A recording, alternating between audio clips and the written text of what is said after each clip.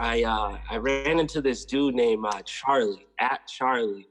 I did an interview on Producer Grind podcast. Really?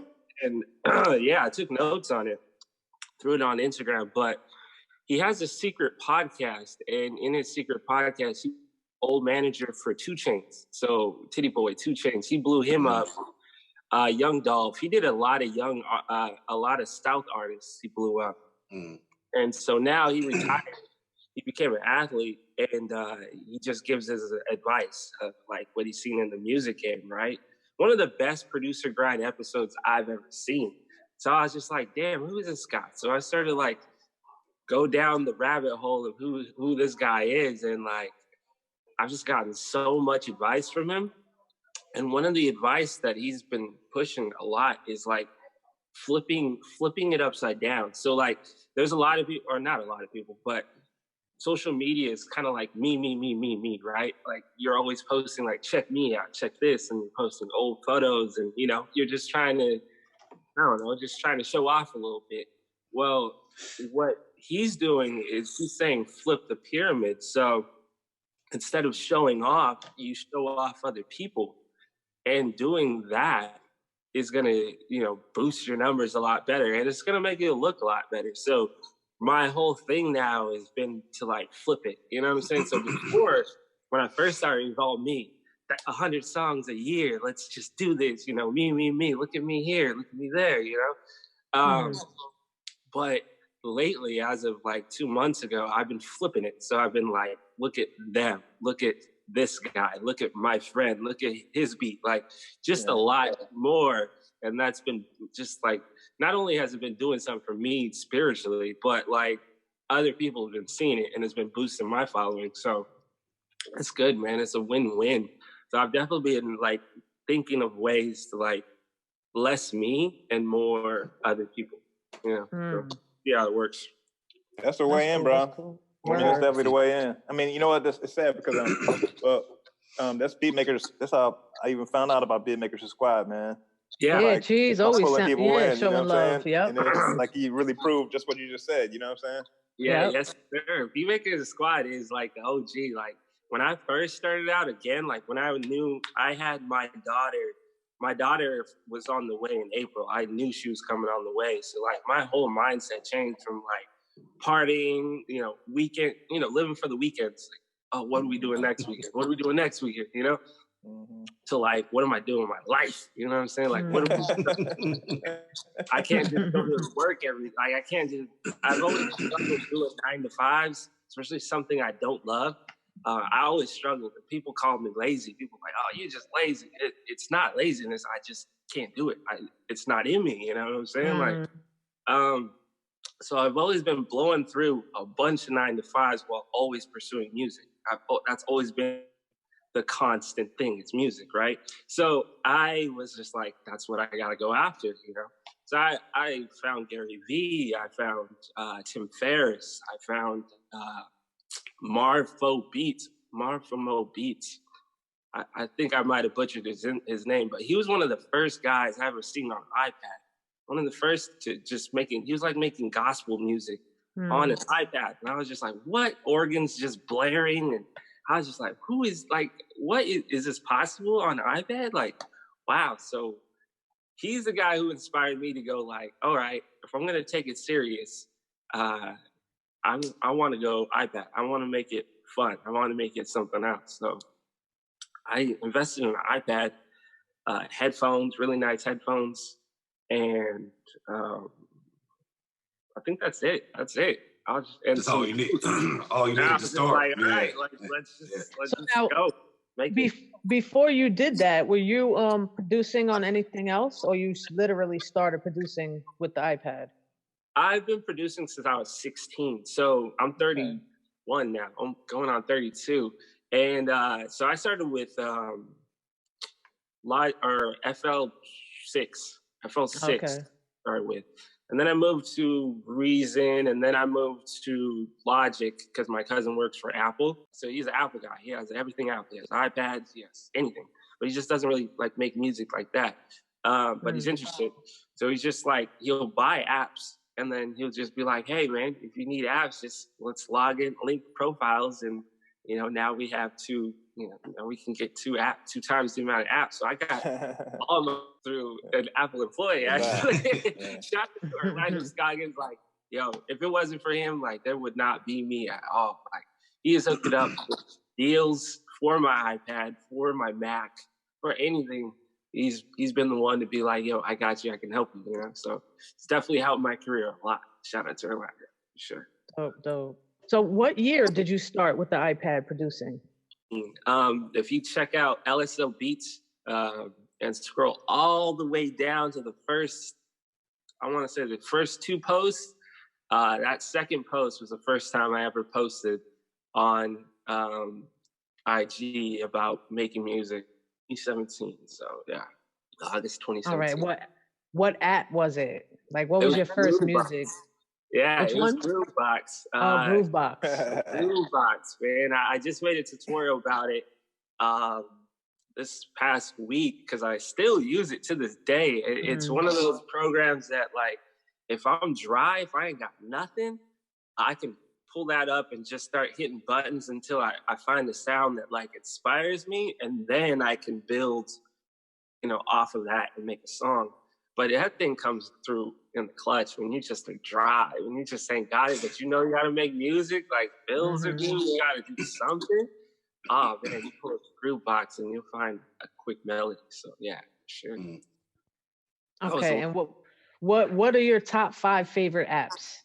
I was getting ready to say that. We ask everyone that. Because I was getting ready to say we didn't even do the intro yet. We just jumped right in. We just jumped in. We just started. I'm there. We can do the intro too. So should we just welcome to What's in Your iPad? We got Casual Chris, Lso Beats in the building. Welcome to the show. Welcome to the show, bro. Thank you. Honored to have you on. Okay. Now, top 5 favorite music apps to make music, I should say. Let's go. Beatmaker 3. That thing is as close to a DAW as I found on the iPad. It runs everything. I told you I use Groovebox. It goes into Beatmaker 3. Any synth that I use goes into Beatmaker 3. So if you ask me how do I start making music today, go buy Beatmaker 3 and then try to figure it out. Some samples and you're good, actually. But Beatmaker 3. Then I'll go with a synth that I've been using a lot for the past 2 weeks. I made a tutorial on it. I said it was my favorite synth ever. Threw it on YouTube. And this guy came and just slaughtered my review of it. Just absolutely slaughtered it. Just like, what is this? He wrote at least 2 paragraphs on my comment section. I was like, damn. And I wrote him back like, wow, like, thank you. Right? I will never put out a review like this again. I will go in depth next time. Man. Like, wow. But it's Digital D1, Audio Kit Digital D1 synth. It's the warmest synth I can find right now. I pulled it up. I was using it last night. I've been using it a lot more. The owner's super cool. Anytime you post on Instagram, anything, he'll say, hey, that's dope. You know, so he's definitely looking out too. But yeah, Audio Kit makes some great stuff. Their D1 is probably their best synth on the market. They do have a free one. That would be my number 2. And that's going to be I think it's the Audio Kit Synth 1. Yeah. Synth 1, yeah. Audio Kit Synth 1, yeah, that thing's an awesome one. I liked it before I updated my iPad. My IAAs aren't working like they used to. So, like, if I get something, I gotta bounce it, and you know, that's that, because it might destroy my iPad or the whole beat session. If I don't, which is crazy. So there's that. Another one that I use to pick up samples, Mic Swap Pro. I've used that thing to pick up samples. I've used it to make a song, like me rapping, me singing. I've used it to make like a little intro to a beat tape that I used. It sounded really good too. this thing with, let me grab this mic. With this mic here, which is an Audio-Technica that's a good mic. AT2020 USB-I. Yeah. So this goes straight into your iPad too. So not only are you picking up really great samples, you're getting a really good mic to it as well. I've used this to go camping to pick up lake sounds too. Versatile, man. This thing, yeah, definitely in my top 5 apps. If you need to pick up audio, MicSwap Pro. And then I'll probably go with Poison, man. Poison's been it. Poison 202. Yeah, Poison's a good one.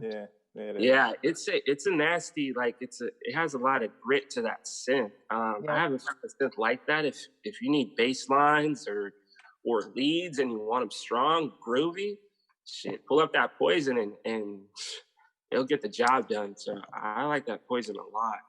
And then for my last one, I'm just gonna have to say Groupbox because I did talk about it earlier. It's one of those ones. If you're cold, Groupbox will inspire you. It's more EDM. So for me, when I make beats, I don't necessarily try to sit there and have, like, I don't try to make a hip hop track or sit down and say, I'm going to make a hip hop track. I sit down, I make something, and then whatever it is, that's what it is. And then I categorize it. That's why I have 2 separate profiles. I have Casual Chris for everything not hip hop, and then Lso Beats is hip hop, because I just found people who like hip hop generally, there's a big gap between hip hop and EDM sometimes. Mm-hmm. And so I just wanted to brand it differently. You know what I'm saying? So anything that's not hip hop is Casual Chris. Anything that's a tutorial is Casual Chris. And then anything that's hip hop is going to be Lso. So cool. Yes, indeed. Those are my top 5. Cool. I feel like I said a million things. Nah, this is all good. This is all good. Yeah. This is why we wanted you on. Yeah. That's what it's all about, man.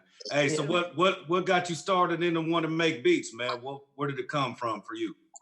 I think it was a natural thing. I played this game called MTV Music Generator when I was a young kid. Always been in the video games, and that game, like, it was something about remixing, and it was a competition between me and my cousin actually, and he had his beats and I had my beats, and like it just developed into me like thinking about music a different way. And then ever since then, that was when I was like 9. Ever since then, it was just like music. So it just evolved after then. So it's just a love. And then, like I said, it wasn't until like I started really thinking about what I wanted to do with life that I really started to take it serious. So, yeah. Yeah, the birth of a child will definitely do that, man. We'll definitely do that. Definitely do that, man. So where you out of, man? Where you representing, man? Where you out of? So I'm actually out of Gilroy, California, but I moved out of there and moved up to Portland, Oregon. So I'm in Portland, Oregon right now, man. The lovely Portland, Oregon. The Northwest. Yep. Yeah, it's cool. It's a little cold up here, but I found I make a lot of beats when it's raining, and it rains out here, so it helps. It does help. I like that weather. I like that type of weather too. For some reason, that type of weather inspires me. It gets me in a certain mode too. I don't know what it is. But yep. Yeah, rain can't help. Hey, LSO, man. Hey, tell us about mic. So I saw on your IG page you use a mic swap. And you use it like when you pull in your samples. Can you talk about like your workflow of how you do that? Because that was pretty unique, man. Yeah, man, it's pretty. So I was checking out this video.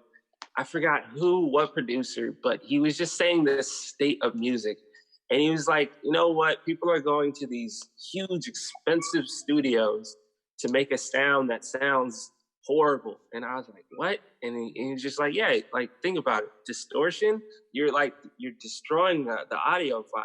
And so you don't need $1,000 studio to destroy an audio file. He's like, all you need to do is take your iPhone, put it next to some speakers, and record it straight off your iPhone. And I was just, damn, he's right. Right? It is true. Same like ugly, crappy sound is lo-fi, right? So that's how I started picking up my samples, man.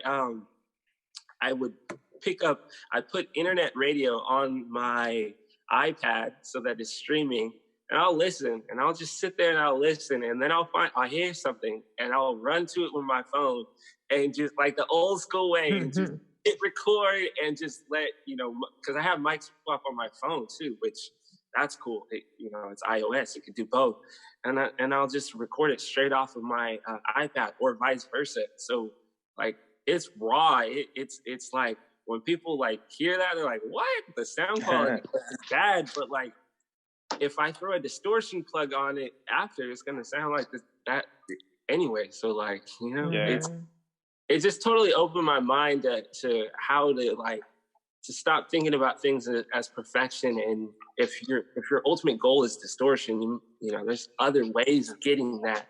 And just picking it up straight off your iPhone is a way to pick up distortion too. So yeah, and I think with sampling, chops, the grittier the sound anyway, the better. Exactly. Lo-fi is the wave anyway. Yeah, lo-fi is definitely the wave. Don't worry. Yeah, I was digging it. That's why I asked you anyway. Yeah. No, lo-fi is a huge wave. So like, yeah, especially during that time, and that was like the past 3 months. So yeah, it was cool. Another fun fact about that thing is I would actually just leave my phone right next to the iPad as it was recording, and I would just sometimes hope for a good sample to be recorded. And I got some pretty cool songs doing it that way. And like, it would have never happened if I wasn't listening to the radio. Recording. So it's everything's crazy. Yeah. No, that's cool, man. I dig that. Yeah, everybody got an interesting way of how they do things, man. So it's always interesting to talk to other people to see how their workflow is and what their processes are. Because everybody's definitely unique in their own way. That's dope. Yeah, that is cool. Yeah, and like I said, especially with those samples, like I'm putting out a sample pack next month, gritty, and it's just dirty samples and chops. Like everything is dirty, like distorted, and it's gonna probably be a #1 seller too. I love the way it's coming out, though. It's just that old school flavor. Like the shit is just coming out nice. So I can't wait to drop that. But I mean, one of my favorite apps is Lo-Fi Dirt. And man, when you just throw something on there, it's just like it makes it like yeah. I really like I like the distortion sound. I would say that is a huge part of my sound, is just making things distorted. So yeah. So what are you working on? With that Mic Swap Pro. Oh yeah, definitely. I know Cypha recorded a whole album with that Mic Swap Pro. Easily. Yeah. I mean, I just put spandex on my mic, and now it sounds even better. So I'm like, damn, I wasn't even doing it right. He said some spandex. That's a pop filter? Yeah, that's a pop filter. Yeah. So what are you working on these days, man? What you working on right now? What you got cooking for 2020, bro? So this one, one of my hardest things, and like I said, trying to flip that pyramid upside down. So less about me, more about other people. What I'm finding is it's hard to collaborate with people. There's a lot of self-doubt issues. Really, there's a lot of self-doubt issues. And I think if there's one thing that I could tell any new producer who's looking to jump in this game, besides the fact that don't get ready to be a little bit broke for the first couple years, is word. Yeah, seriously. Is like, yeah, definitely that. Learn to master yourself first. If you can put out a song with all your family members knowing that you put out a song and still getting one play, you you're good. Like, that's the goal, is to get to a place where you can just release something and you don't feel bad about it, so that you can release another one and another one. And that, for me, that's what I had to master more than music itself. I was the type to work on one song for 3 months, and I could pull up that song again right now and keep working on it and never release it. And that really didn't do anything for me. And I could see other people who were releasing music when I was collecting music, you know, as a DJ to play this, and see where they are now and see where I am. And I'm like, dang, okay, like, release your music, you know what I'm saying? Like, get that out there, let the world judge your stuff, and then, you know, move accordingly. So, yeah, that's my big push. I mean, for Casual Chris, that was my goal. It was not only to learn how to release my music, let it go, but turn it into a business. So that's the whole push, man. Just get your stuff out there. Who cares? Like, you know, put it on sites that are going to pay you. Who knows, you know? Who knows? So that's my spiel for new producers. As far as what I got going, so I find it hard to collaborate with people, to get them on that same page of just trying to release it. There's a lot of people who want perfection, or who have something, you know, it's really perfection. So I want 100% collaboration album, which is going to be hard to get everyone on the same page. But I know that if I can get people who I admire to release their music with me, it'll put them in a better position than if they hadn't done it at all. Guess what? If you do that, look, if you do that too, you're gonna end up a whole nother career, dude. You're gonna be like the #1 music promoter / manager or something like that. Right. That's like, you're right. It is hard, but it's achievable too. But those skills you pick up, they'll like put you in a whole nother category, man. And you can still produce. I'm not saying that you'll have to change careers, but just doing that collaboration with other people, it's like a whole other skill set. It's not like making a beat at all. Yeah, no, it's not, man. It's not, man, and it's not. You put the same amount of work in, though. You put the same amount of your heart in. Maybe more. Yeah, maybe more. More. That's the thing. The beat part is fun. So when people try to do the music business and they hear that business part, which is the biggest word out of music business, that part is the hard part to do. You know, like, if it's not fun and you still have to do it. Yeah. You know. Yeah. Yeah, so that's my huge goal right now. I can release music all day myself, but to get everybody on the same page, who I think is really good too, like not just random people who I think are really talented, who just haven't put out enough stuff or haven't put out any stuff at all, like to get them to put that stuff out, like that would be, there we go. That seems to be like a big producer problem. A lot of us do that, I think. Yeah. So I'm glad you touched on that, because I think a lot of us are perfectionists in a way.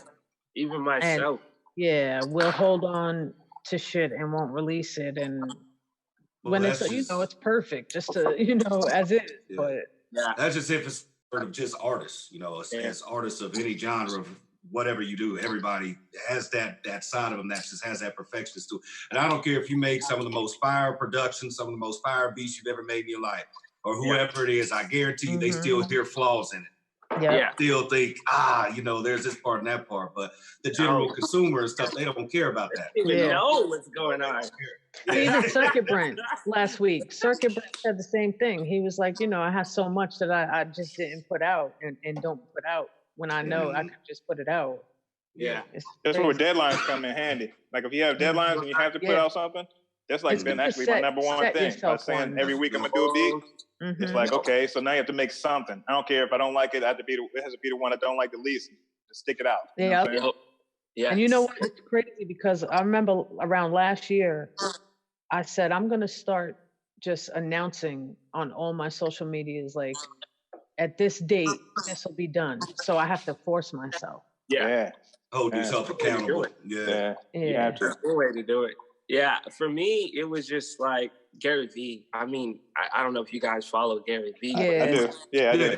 Oh, yeah. He's very like, da, da, da. So my thing was like, wake up in the morning, before I check my socials, before I, you know, check the news, you know, Trump, before I do anything, just listen to Gary Vee. Just put it on, take a shower, and before you know it, you know, I'm like, oh damn, like, I need to do. I got my list and I do them, and it's just all about not consuming the junk, that garbage, or that first emotion that you feel when you wake up.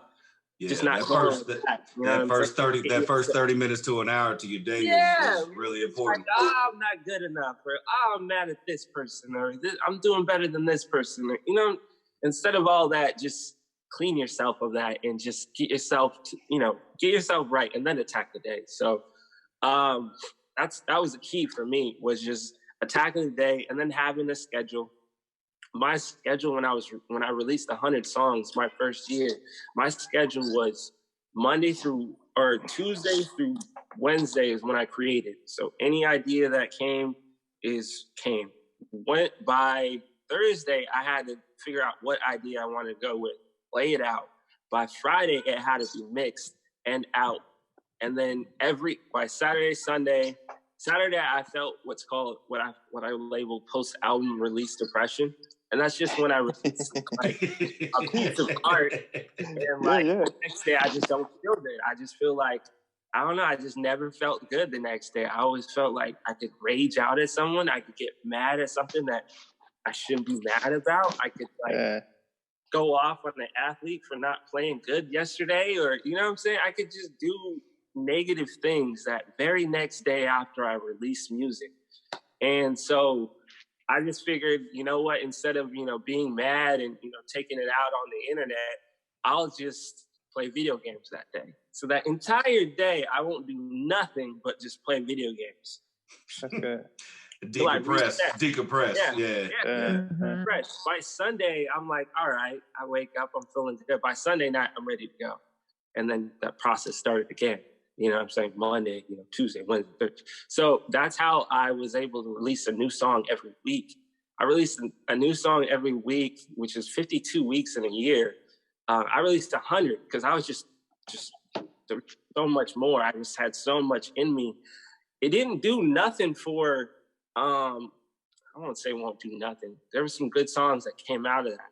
But the end game wasn't like, oh, you made it.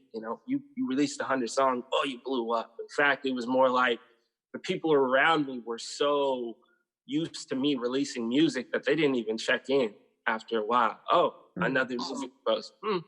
Oh, another music post. And I'm starting to see that with my beats too. So I stopped releasing on schedule as well. I don't know if you noticed that, Bry, but I stopped releasing on schedule too, because I've started noticing people expected it. And when people expected it, they weren't checking in. They weren't tuning in anymore. It was like, oh, another beat. Oh, he's going to have another one on Thursday, and next Thursday, and next Thursday, So I started to be less predictable with that. But that first 100 songs, man, that really taught me how to make music on schedule, how to make music fast, how to believe in the idea and let it go, how to make artwork that like pops to people's brains, stuff like that. Just very valuable stuff. Very valuable stuff. It's interesting because the way that you're breaking that down and how your process was, when you made those 100 songs, it's almost like you're also, in a way, too, talking about how you progressed also not only as a producer, but as an individual and as a person and as a man. You talk about how you would be mad and negative the next day, and then versus, you take that. So it's pretty interesting how a lot of that coincides with what everybody does as far as artistically, how that all coincides with progression and growth at the same time as a person. So that's pretty open and honest for you to talk about that, man. Oh, yeah. I mean, I have a YouTube channel that I definitely promote a lot more mental health of this game, a lot more, getting your mind right at the start of this, because it's a lonely road, man. Like, it's a lonely road. Even the people who love you to death don't even like fully understand what's like going on, So like, I just want all my producers out there to never feel alone. Like they got someone who's gone through it or has gone through it, and he's documented it, and you can watch it. You know what I'm saying? You can watch him go through life, and we'll see where he ends up. You know? Yeah, that struck a chord with me too, though. It's true. Like this, like being a true artist, man. It's like once you have that, like when you said depression, you like put a different word on than what I call it. But by doing that next day of distraction, that's like really good. It's like healthy mentally for you, man. It's like it's like real mature too as an artist. It's like some people have been doing it for like a super long time and they can't recognize that thing is happening, right? They can't step outside far enough to see it. And then they just keep letting it happen, and then their art suffers as a result. But then you kind of like say, okay, let me block this off. Okay, something's gonna go weird this one day, so I'm just gonna go, no judgment this one day, and then the next day I'll come back and we'll do it again. You know, like that helps you create more, man. And like being able to create more is like how you get to that one, your magnum opus or like your one thing. Like you have to keep on flipping them. You can't do like one beat and say that's your one and hold it like a baby. You got to keep on. It's like a lifestyle, man. Yeah, and then one thing that a lot of people kind of go off of what you just said too, Brian. You know, us as in what we do, it's easy for us to get stuck in just focusing on entertaining others when we also have to go get entertained too to maintain that balance. That's true, man. It's true. I mean, I don't know about your situations, but I still got a family too, you know. So. Yeah, there's a lot to it. I gotta keep my mind right for them. More importantly, more than anything, I gotta have my mind right for them. Yeah. So. Right. It's two major things. Yeah. Yeah. Put on your own gas mask first, though. You know that. Yep. And you can help everybody else. Don't let yourself fall out because you're the number one person that's gonna support yourself too. Yeah. I have my days, man, and I've been better about documenting those days not so that you feel bad for me, so that you know, like, he's not just like smiling all the time, or you know, you can see the human aspect. So this isn't just me trying to sell you something. This is me. You know what I'm saying? This is my. So it's relatable, man. It's relatable. But don't even stop. I love that. Like, cause sometimes I'll go on and I'll see you. You know, you got some inspirational posts on there, and I'm like, wow, you just got like a knack for that. You know, that's your thing. And then when you're keeping it real, I think that's just a great thing you're doing. I admire that. Appreciate it. Yeah, definitely. All you listeners out there, we appreciate every last one of you guys that checked us out. You know, on the podcast, but just realize that you're not alone in any of these processes. You know, the good, the bad, and the ugly. You know, and some days you're gonna have more bad days than good. But that's true. I mean, the great thing about today, because when we were growing up, we didn't have the internet. We didn't have, people to relate to. I couldn't just go on a four-way and I feel better. I'm talking to a bunch of musicians. You know, you were by yourself. And if you weren't doing, digging holes in the ground, you were lazy, you know what I'm saying? So, it's great to, be able to connect with people who feel exactly like me, who go through the same thing as me. So, yeah, we are never alone, man. And I'm trying to connect with all those people so that we just, we're just one big family, so we're good. Right. We're good. We need a union. We need a big union. I know it's been talked about with up to majors, but we need a union as beat makers to pay on time, because that is a whole nother aspect that I know I haven't even seen yet, but I'm seeing it all over the place. And to not get paid on time after working my tail off would be crazy. That's right. After everything I've been through, that would be just another roadblock. So yeah, man, we need to come together. Minor league union. Yeah, because we sitting back and I mean, you could observe a lot of what's going on with the majors right now too. All the things that they're complaining about and all the gripes that they have and legitimate complaints, And while we're on the ground up with what we're working on and what we're doing, that's definitely, it's like watching your big brother make mistakes. Yeah. Being a younger brother. It's like, well, I know I'm not gonna do that, and I'm gonna do this. So, that is true. That is true.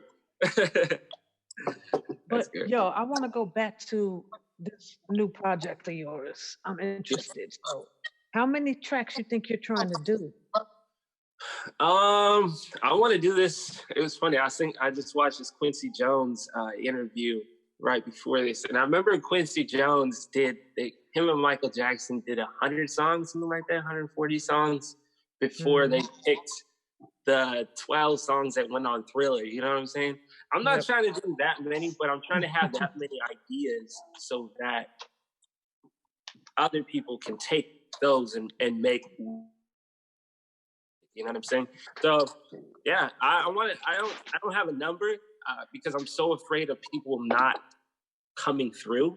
That I don't have a number in my head, but hopefully you want a good amount, basically. I want a good amount. I'm definitely putting my end in it, and that's as a collaboration. I found that's all I can do, really. Besides trying to motivate you and be on you to do your end, all I can do is show you. I'm gonna tell you right now, good luck. Wasting your time with that. Nah, I don't know about wasting, but I'm just gonna say good luck, because let me tell you something. Us holding these contests have taught us so much. Like, people they will say anything and just not come through. So I don't mean that literally, like wasting your time with that. I mean, but if people ain't gonna put their best foot forward as much as you putting into it, draw your own conclusions from there. Now let me ask you another question about this project, though. So how are you doing it? Like, are you doing a specific thing? Like, I'll just do melodies and you guys do drums, or you're just open? That's a good question. I mean, I am in melody mode. If you guys want to send me melodies, cool. But I haven't found that. I haven't found anyone who's sending me melodies yet. So really, let's take it back to my last album that I released, because that was the first time that I tried this project that I'm working on. This is kind of like me building off of it.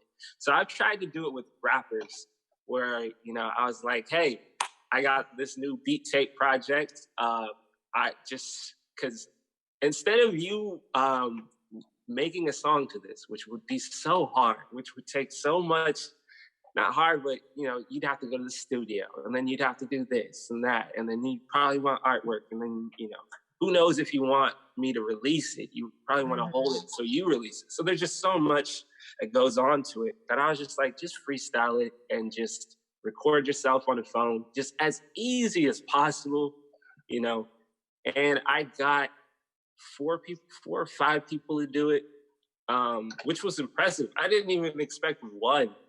I didn't even expect one. So I was like, okay, cool. I think it was me building relationships with those people. That's why they did it, because I really built relationships with those, with a lot of my following. And so those people did it because I really built a relationship with them. So just hearing what you said, if I was going to do something like that, I would have to do a contest. Because people, I don't know.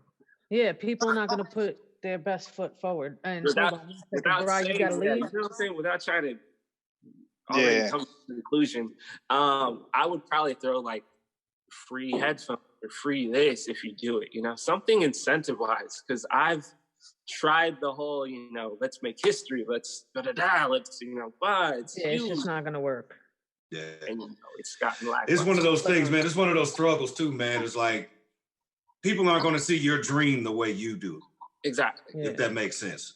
Yeah. You know what I'm saying? So let me cut you off for 1 minute. All 5 of those people who did it, though. So I love you guys to death, to the people who did it. So there's that.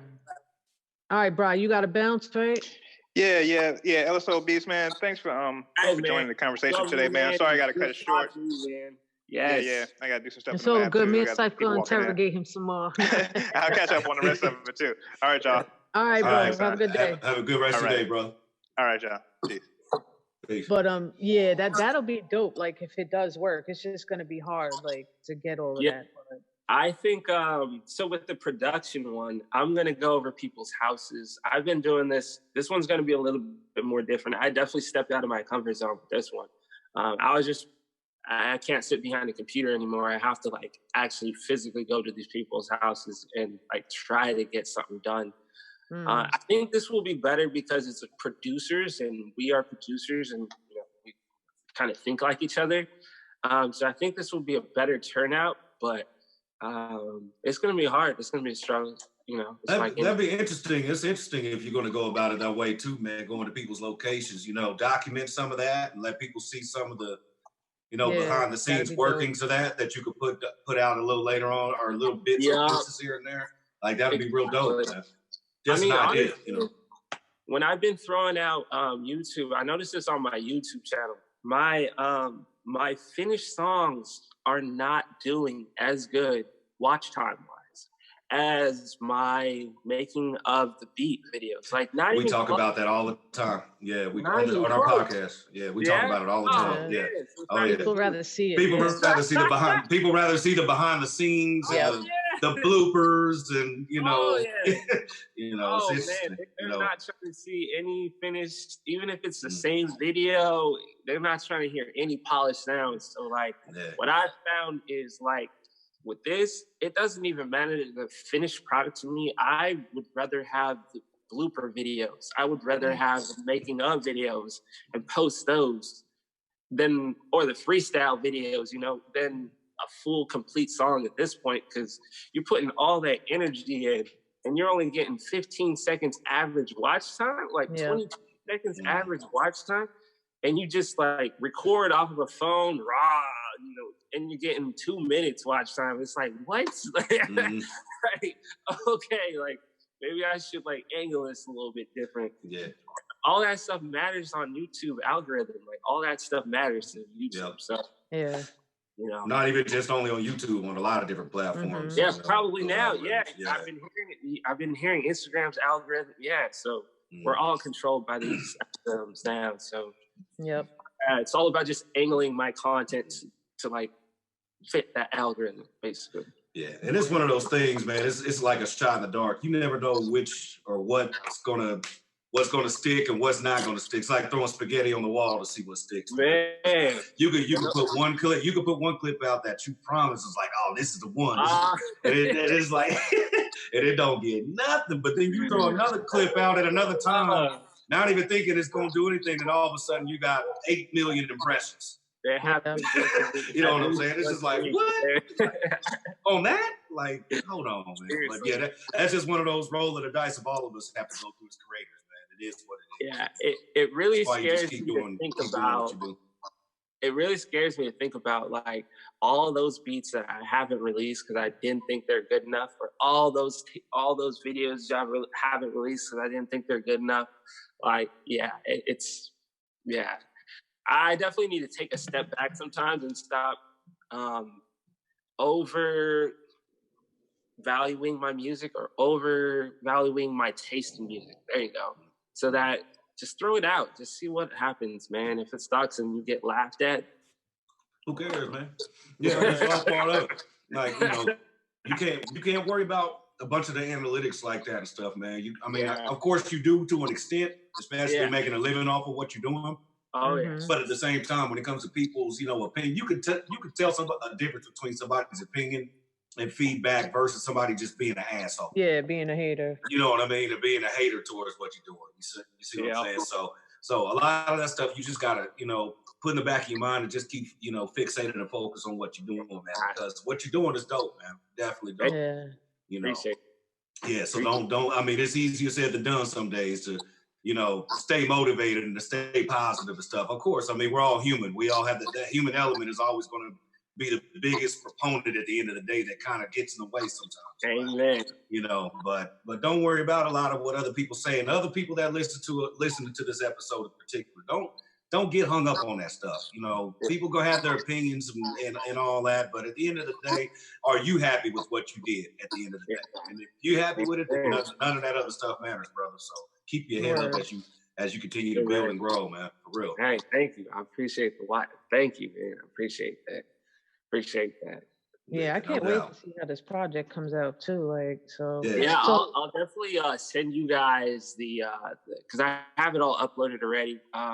There's a lot with that. I'll definitely send you guys the project files for sure. Yeah, I'd definitely like to check that out. Cool, appreciate that. Man. So how many you got so far? You got like a good amount? I wouldn't say.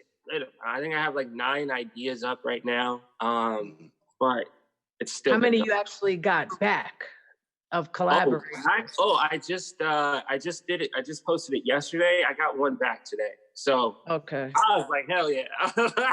That's dope. Yeah, because most people just talk and then they don't sing. Yeah. Talk and don't deliver. So how many people did you get? More people that said they were gonna, do it? Yes, because this time I actually reached out and like asked people. This time I asked people. This time I'm going to a couple houses. This time studios. So I'm actually putting myself out there a lot more this time than just sending messages and just hoping. So Right. yeah, I definitely am wanting this to be a bigger release than last one. So that's always the goal with this. And so yeah, I'm inquisitive about this because we're starting a new contest, and I've just been trying to figure out how to do it. And I wanted to do originally I wanted to do melodies and another person's drum, and then you guys put it together and we picked the best two. But I knew, like, the way the lineup was working, I was like, it's going to be too much going into this. So, and then we were trying to do it where we just got like 10 random beats and 10 random melodies. And I just, like, I'm still not 100% decided, but I'm like, this is where I'm looking now. I might just make melodies and have people throw their drums on it for the next contest. But we don't even know how we're gonna approach that yet, because it's just all about, working the kids out. Honestly, if I had $100 to spare, I would throw $100 into a prize, and that's gonna make people do it. $100 into a prize, unless you have a pretty good following, which that's what I'm basing a lot of mine on. I think people see a lot of my content and they see that, oh, this kid's grinding. Maybe I should come through. So I think there's some of that. But if I had $100, maybe just even $100, just like, hey, $100. It wasn't even the prize. It wasn't even, me worrying about who's going to do it. It was more so the work on our end of getting it all together. It was just what was messier. And that's what I was trying to figure out the best way. You know what I mean? Because a lot goes into doing those contests. Yeah, I mean, my way, this is the first time I'm doing it. It's messy. I'm just I have all my files on a Dropbox.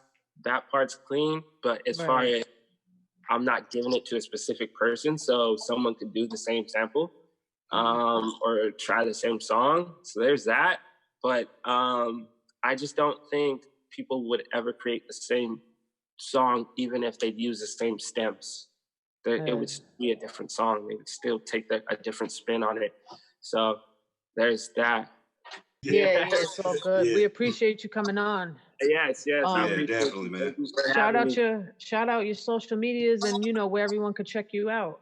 You can find me at Lso Beats, at Lso Beats, or at I Am Casual Chris. Those are my two profiles. And yeah, I'd love to collab. Follow me. I do tutorials on my Casual Chris. So if you need to learn or want to learn my workflow, just go to Casual Chris. If you need beats, Lso Beats. Cool. And appreciate it again. I look forward to this project. Thank you very much for having me. Definitely, man. Man, we appreciate you coming on, man. Definitely, man. Definitely. As soon as this ends, too. So, yes, the same thing. All right, bro. You have a good one. Most definitely, man. Thank y'all. Peace. Be in touch, brother. And let me say to our listeners that want to see visuals, there's always a link in the description of these podcasts where you could go to our YouTube channel and see all the visuals for these. Like you said, our beautiful faces. Yeah. And shout out to, the rest of the WeSampleEverything team that couldn't be here today. Cheez Da Producer at Beatmakeristhesquad, DragonFlyBry left, but at DragonFly_Bry, J1StarBeatz at J1StarBeatz. And you could catch me at Chick on the Beat on IG, or hit WeSampleEverything on IG, WeSampleEv on Twitter. Bro, go ahead. Yeah, and also you can catch me at Cypha Omni, CyphaOmni on everything. Same name. Word. Well, that was a dope little interview. Yeah, that was cool. Yeah, I love his page because he's always, like I said, he always got some inspirational shit, and he has like a knack for it. Like when you hear his shit, it's just like it sounds like he's supposed to be talking to you. You know what I mean? Yeah, he's genuine with it. Yeah, like you can tell he's real. You can genuine feel with it, and because I like how he talked about it on this episode too, because that's what he's struggling with, which is trying to stay positive and right. Yeah, so 100%. That's genuine shit right there. I fucks with that. Yeah, and his page is dope because you could always, it goes from, speaking or just what I love about him. He gives advice on a lot of good things, you know what I mean? And then, you can see some beats, his process of the beats. So it's crazy. You could go to his page and catch all type of content. So shout out to him. Yeah, definitely, for real. Yeah, that was all right. That was our listeners. Our last show of the season will be next week, Saturday. So be sure to check that out. It's clips of bloopers and funny moments and just stupidity. We joke a lot on the show, and we will be back soon, guys, with a season 2 and loads of new apps to talk about. But next week, we'll be sure to catch that out. It's going to be a bunch of our funny moments. All the good funny shit is going to be on there, and the bloopers and. Yeah, that aren't part of the episodes because we do a lot of talking and rambling. And we go into other crazy conversations when we do these episodes. So you guys will definitely enjoy it. You'll definitely enjoy the season finale episode for real. Yeah. And what we'll do is we got a bunch of interviews lined up. We'll be dropping them while we're on break. We're gonna keep you guys with some content. We're gonna drop some interviews. At least once or twice a month you'll get an interview until we're back. Yep. Yeah. Sounds like a plan.